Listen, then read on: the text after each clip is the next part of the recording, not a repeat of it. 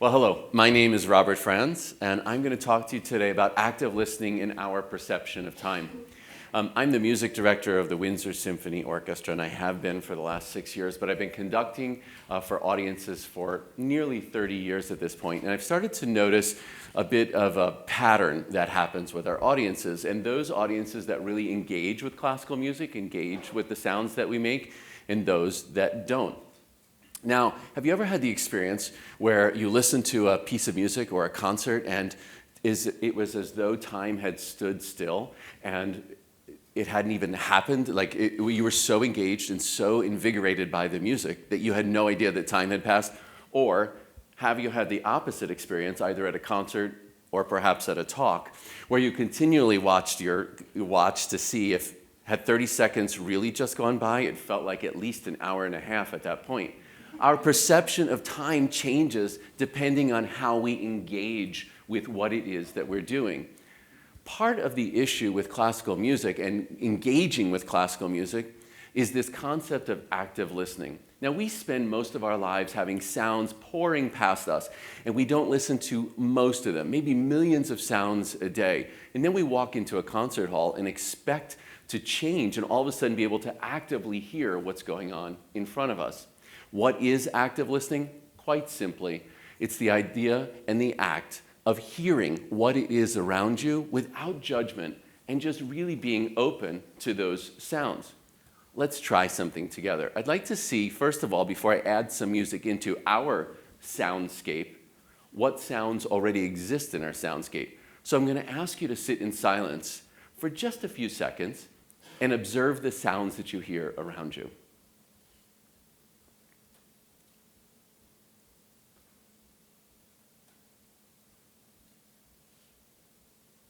For many of you, I bet that you heard a sustained sound, a hum that was going on, and you could think about that sustained sound in a couple of different ways. You could imagine, first of all, was this sustained sound high-pitched or low-pitched? Was it loud or soft? And then you may have heard some sudden sounds, some clicking, some percussive, short sounds. Were those sounds in a pattern, or were they randomly placed? What kind of sounds were you hearing? Those skills that you just exhibited are the exact same skills in active listening that are necessary to engage and connect with classical music. Now, if I had placed you in an MRI scanner while we were doing that, and I know if you're claustrophobic like I am, that is a fearful prospect, but if you were in this MRI scanner, what you would have noticed is that your brain would have lit up with the synapses bouncing back and forth as you actively listened to the space around you. Active listening is so important to not only engaging with classical music, it's important for our conversations with each other, it's important for our relationships with each other, and studies have shown it's incredibly important for young learners, for young kids to be able to connect with sound, sound out the words in their head, and become good readers. Listening to, in an active and clear way, classical music changes how the brain is mapped and how kids learn to read. Now, I want to tell you a little bit of a story. I come from a family of music lovers, but not classically trained musicians. And so whenever we would go to a concert, it would be kind of an exciting event. My dad, Bob, his name is Bob, he plays a little guitar, and one song, in fact, that he has in his repertoire that he plays really, really well. And so every time we go to a concert, you know, he's kind of curious, like, well, what's this going to be like? So we were on a trip one day to a concert, and I said to him, so today the concert is going to feature a world premiere of a brand new symphony, a symphony that lasts about 30 minutes or so. And he's like, oh, 30 minutes. What should I listen for? I was like, what a great question. Thank you for engaging with me in that way, right? My dad and I are like having a conversation about how to listen to classical music. So I said, okay, Dad, I'm going to give you 4 tools to use while you're listening. I call them Bob's 4 tools. So I said, here's how these tools work. They're kind of like screens that you would hold up, you know, on a window, but you hold them up over your ear, and you listen using these tools and these screens.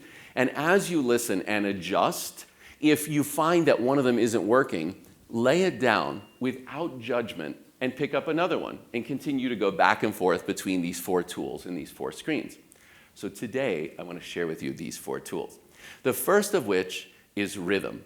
Now, rhythm is the sort of most primordial and basic sense that we have. It's based on our actual pulse. And composers have basically 2 options. One, they can compose a rhythm that goes along with your heartbeat. Or 2, they can compose a rhythm that goes against your heartbeat. Now, to set up this first one, I need your help. If you will grab your wrist and find your pulse, you all have one. And start to feel the tempo of your pulse. Boom, boom, boom, boom. So this first little excerpt of music actually is by Johann Sebastian Bach, and it's his Brandenburg Concerto No. 1. If you were wondering where he got the tempo for this piece, you might find it here. Boom, boom, boom, boom, boom, boom, boom.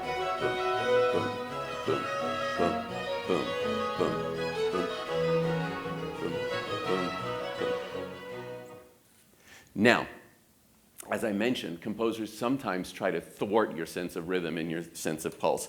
And no one was better at that than the Russian composer Igor Stravinsky. And he wrote probably one of the most famous ballets of all time called The Rite of Spring. And at the very end, there is a dance called the sacrificial dance. And as you can probably imagine, it doesn't really go with your heartbeat very well. Listen to this.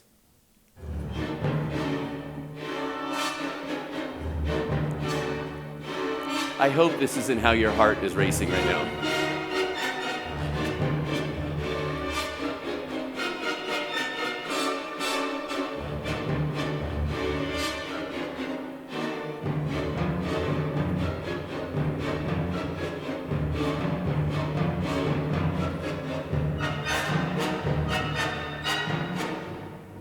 So, basically a composer has 2 choices. A rhythm and a pulse that goes along with your heartbeat, or one that goes against. Don't judge it, just listen for it and try to figure out what it is that the composer is doing. The second tool is melody. Now we think of a melody as a tune that you can sing, and that's very much a standard kind of concept of how a melody works. You know, you think about it in a church setting where the alto, the tenor, and the bass parts sing the accompaniment, and the soprano sings the melody along the top line. Well, there was probably nobody in the history of all melody writing who wrote more beautiful melodies than the Russian composer Peter Ilyich Tchaikovsky. And in his 5th symphony, in the 2nd movement, there is a solo for the French horn that begins this movement and is unbelievably beautiful and really quite singable as a melody.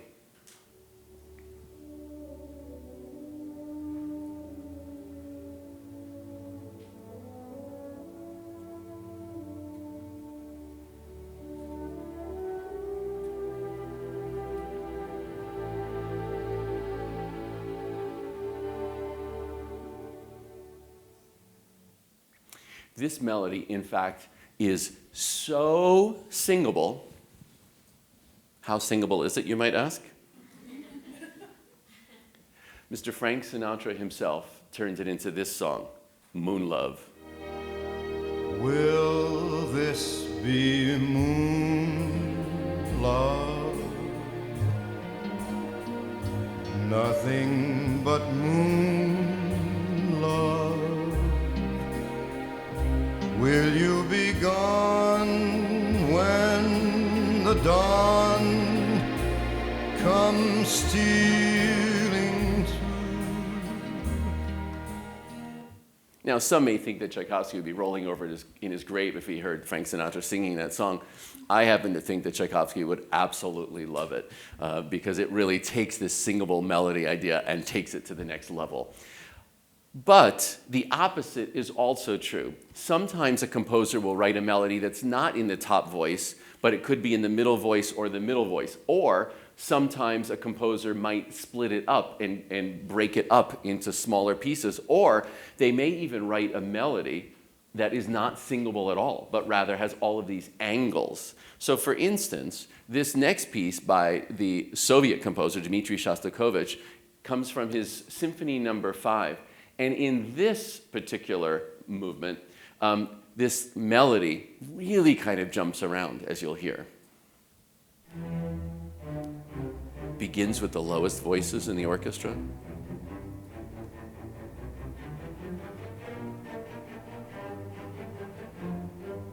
Interrupted by the horn. Moving up to the E-flat clarinet. It's like the little shrunk clarinet.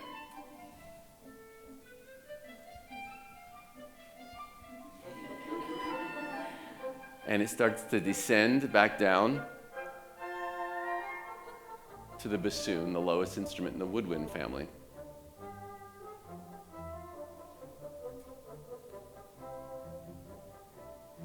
Now, as a professional, I highly suggest that you do not try to sing along with that melody. You will hurt yourself getting down into the basement and up into the stratosphere, but it's every bit as much a melody. So I said to my dad, listen, if you're not sure about this, if it's not a singable melody and you're not sure what you're hearing, think about it in terms of an unsingable melody. Is it still a tune? And kind of go back and forth.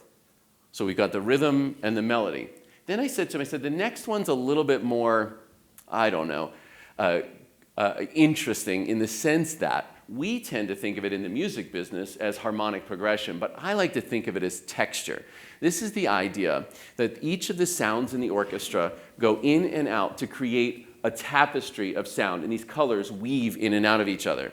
Sometimes a composer is not worried about the rhythmic pulse, not thinking about writing a melody, but rather is creating an oral soundscape with the sounds of the orchestra.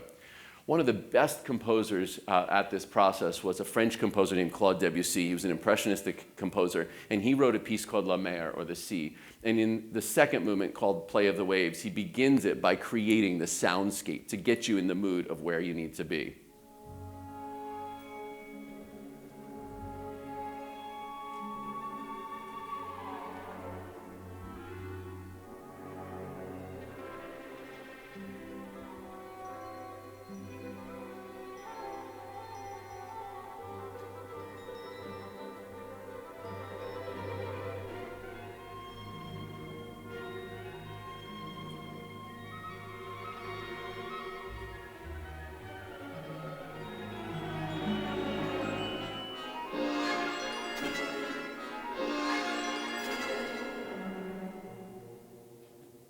This magical musical soundscape that he creates, texture. The fourth tool to listen isn't a listening tool at all. Rather, it's the visual aspect of what you see. For when you go to a live event of seeing an orchestra perform on stage, there are so many interesting visual cues to watch. First of all, have you ever noticed how the bows and the string instruments all go at the same direction at the same time? That is actually planned out well ahead of time, and it's designed to create a unified sound in the string section. Or you may observe the woodwind players and the brass players breathing and moving together. You may observe the percussionist moving around the back of the orchestra, switching instruments and the choreography to get from one place to the other and be able to arrive there and play the right note on the cymbal at the time and then go back over to play another instrument. You may, in fact, be even more captivated by the connection of the conductor and the orchestra. This is a nonverbal relationship that creates an energy between the two and helps bring the music to life. And so there may be a moment as you're going through this that you think, wow, what's going on up there? How is this connecting with each other? So I said to my dad, here's the deal. Take these 4 tools. If one of them doesn't work for you, lay it aside, pick up another one, and go through that. So after the concert, he came backstage, and I said, so, what'd you think? How was the concert? He goes, I thought it was fine. Great. What'd you think of the piece, the new symphony? He goes, I thought it was too short. And I was like, it was 30 minutes, Dad. How was it that it was too short? And he said, well, I just made it through all the 4 tools you gave me, and the piece was over. And I wanted a chance to try out some of the other tools. I was like, this is exactly what I was looking for. My dad was so engaged with his active listening to classical music that he didn't even pay attention to the amount of time that had taken place. He was more curious about what actually was happening on the stage. Now take for a second this idea and imagine what would happen if we all spent more time listening than speaking and engaging with what we heard and really noticing our soundscape and our world around us. Active listening is the key to so many great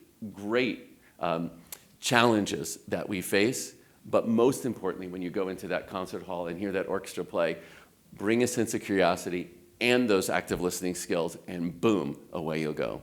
Thank you all very much.